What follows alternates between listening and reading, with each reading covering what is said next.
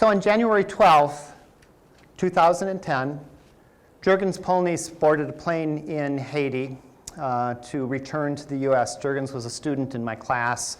I teach classes in sustainability at the University of Wisconsin-Madison.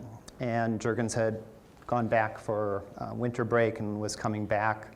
And he'd be a student in my class again in the spring semester. Jurgens was on the last plane out of Haiti before the Haiti earthquake. The earthquake was a significant earthquake in Haiti. It was a magnitude 7 earthquake.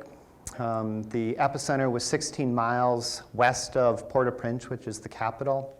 Did tremendous devastation. 3 million Haitians were impacted by the earthquake. 160 to 300,000 people were killed.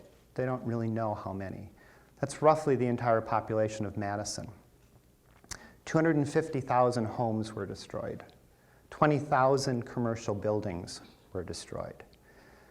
And of course, you know, when you have an instance like that, a number of organizations come in and provide aid. So USAID was there, and CARE was there, and Save the Children was there, and Doctors Without Borders, and Oxfam, and a number of others. $13 billion has been committed to Haiti since the earthquake. Well, we talked to Jurgens, and his family was still back in Haiti. Class had started. And we asked him whether any of this aid money was making it to individuals whose lives had been turned upside down. And he said, no, not really. And so the class decided they would raise money for individuals. And so we raised $3,000 and talked to Jurgens about where we could donate that money and which of the organizations was making a difference. And he checked with his family, he checked with some of the friends that he had back in Haiti. And none of the organizations that were operating there were actually getting money out to the people whose lives had been shattered, who had lost jobs, who had lost homes, who had lost loved ones. So we decided, well, we would take that next step and take theory into practice. We had been talking about the idea of microfinance for years in class and never really thought about trying to do it ourselves. But this was an opportunity. And so we thought, well, we would put a microfinance program in place. Microfinance really being just the provision of funds, of access to money to people that were either very poor and didn't have access to the normal banking system, or people coming, from crisis. So for the people that live and exist in the developing world, the idea of access to capital was just foreign to them. They had no credit history, they had no collateral, they didn't even have a business plan in many cases. But when you think about, all right, so the alternative to microfinance is aid, and there's certainly a role for aid, especially in times of crisis. But aid in and of itself will never help people in poverty lift themselves out of poverty. If you give people money, if you give people stuff, you create this dependency. And the idea of taking responsibility for lifting yourselves up is lost. People that receive aid believe that they need aid. And gone is that desire to lift themselves and to take responsibility for their own lives. So Jurgens introduced us to Pastor Wallier Pierre. This was Jurgens' pastor when he was a child. He had since gone on to found an economic development organization in Port-au-Prince and had no experience with microfinance at all. But he was open to it. He was interested in it. And so we worked with his organization, and he identified a community northwest of Port-au-Prince that we ultimately worked with, a community of Baumichel. Now, when I say community, this was the entire community right here in the slide. It was a church. It was a crossroads.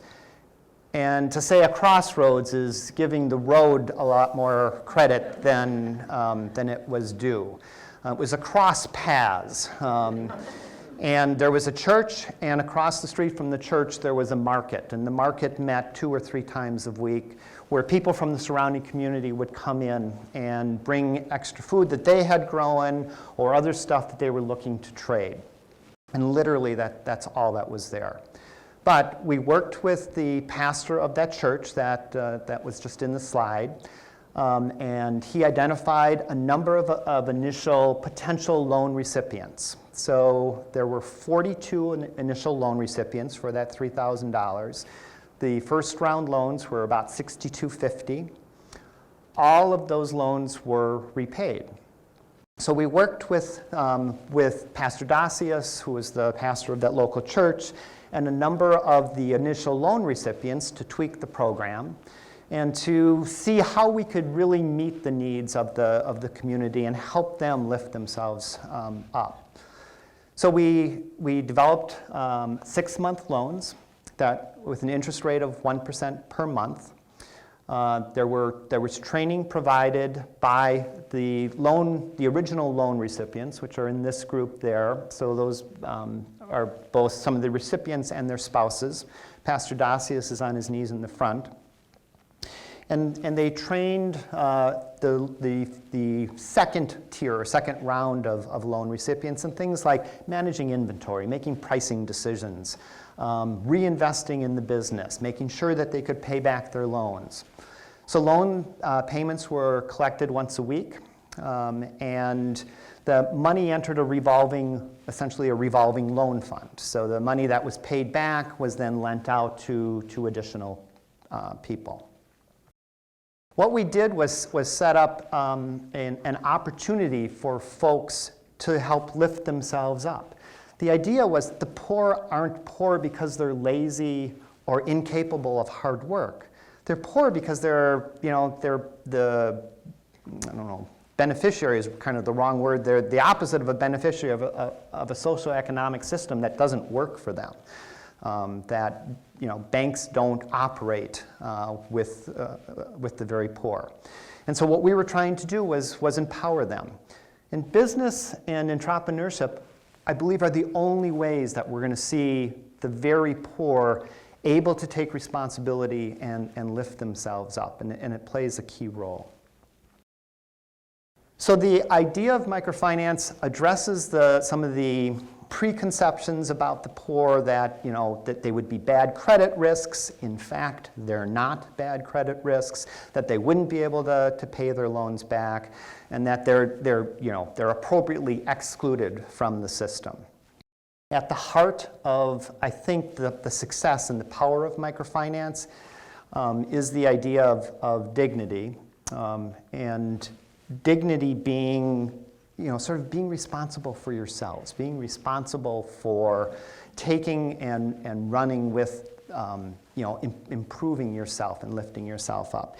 The other really important thing about microfinance is that through the power of microfinance, we create essentially entrepreneurs. And these small business people, they empower their communities. They hire others. They grow their community. They create economic development. And so microfinance feeds economic development from the roots up, from the bottom up. And we're empowering, it's an empowering sort of approach to development. So I visited Balmichel in 2011, so a year after the first round loans were made. So those first round loans were made in the summer of 2010. I was there in the summer of 2011, and they had a parade, and there was music and people dressed up, and it was clearly a big deal to them. Well, the program has continued to develop, and we've now got 5 years under our belts. We've made over 1,000 loans. We still have 100% repayment rate, so all the loans are continuing to be repaid. We have 800 people waiting on a waiting list right now for additional loans. We've been approached by people in the Philippines after the typhoon went through the Philippines in late 2013 about setting up a program there, and we're in the process of doing that. The first round loans there were made this last summer. One of the first round loan recipients is Noreen. So Noreen she's a mother of two. She has a 4-year-old and a 7-year-old daughter. She lives with her husband and her husband's parents. Her husband was employed in Port-au-Prince prior to the earthquake, and he drove a garbage truck. After the earthquake, the roads were not passable for a garbage truck, nor was there anybody really organized enough to even be producing or organizing garbage. So he lost his job. So he was looking for a job. They're living in the Baumichel area, so this is an area of subsistence agriculture. People were growing their own food and really not much more than that. Noreen had heard about the opportunity to get a loan, had applied for a loan, and used her loan to buy a pig and some forage. That pig had piglets.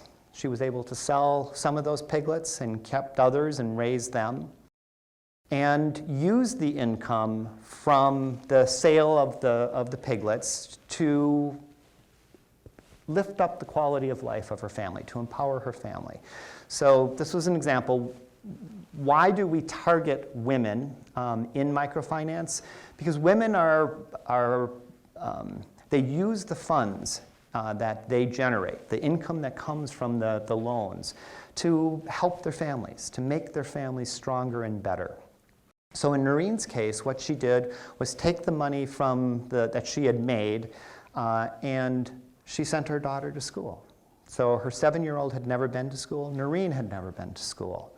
But she valued education, and she saw that the future for her daughter was involved in being able to become educated, and she couldn't have afforded that before sort of participating in the microloan program. So for Noreen, it was a win-win for her. Now, let me stress again, the poor aren't poor because they're lazy or they're incapable of work. There's a subject of a socioeconomic system that doesn't work for them, that doesn't empower them or enable them. There are hundreds of millions of people that would benefit from access to funding from a program like Wisconsin Microfinance. There are about 3 billion people in the world that live on less than $3 a day. So these would be what we would qualify as the poor. About half of them, 1.5 billion people, have expressed interest or statistically would be interested in starting their own business, being responsible for their own lives, taking control. There are existing microfinance institutions around the world. They serve somewhere between 100 and 150 million people. So there's 1.5 billion people looking for funding, and about, at most, 150 million that are being funded. So 1/10 of the demand is being served. So there's a ton of upside and lots of opportunity for continued development. Now, Wisconsin Microfinance is probably unique among all of the organizations in the world in that it's really run by students. So Trevor Fronda is a senior. Trevor has been the executive director of the program for the last 2 years. He's a business student. He's actually an actuary, and so he'll be graduating in May. He's already accepted a job with Travelers. Alana McKeever is on the board. So yes, I put students on the board also. She's a business student. She'll be graduating in December. She also has accepted a job. She'll be working with Yumbutter. Neither of them, nor the 3 students that work for Trevor, came to Madison with the intention, oh, geez, microfinance is this, way out of poverty, and this is a great thing. In fact, they had never heard of microfinance. They had never considered working for a nonprofit. They had never considered what kinds of power might be in their hands in making a difference in people's lives. So it's a lot of learning by doing, which is what you would expect from a student-run group, but they've done just a tremendous job. Last spring, Trevor and his group organized a gala at Harvest Restaurant here in Madison, a restaurant on the square. And it was a fundraiser, and it actually raised quite a bit of money. It was sold out.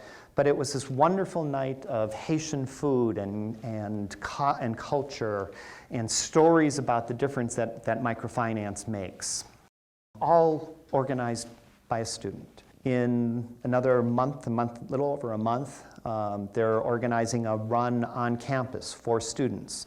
So it'll be a fundraiser again, but again, trying to raise the visibility of microfinance and the role microfinance can play in bringing about improvement in the developing world. So, there was no business plan that was handed to them. There was the opportunity to make a difference, and they've risen to the challenge. So one of the themes for today is the opportunity that everyone can make a difference. So what the students discovered is that a little bit of money in the right hands can go a long way. There is power in this idea of microfinance. By getting money to people that otherwise wouldn't have access to funds, we can make a better world, a more equitable world, a fairer world, and actually a world that's more wonderful. So I want to encourage you today to join me and my students in finding a way that you too can make a difference. Thank you.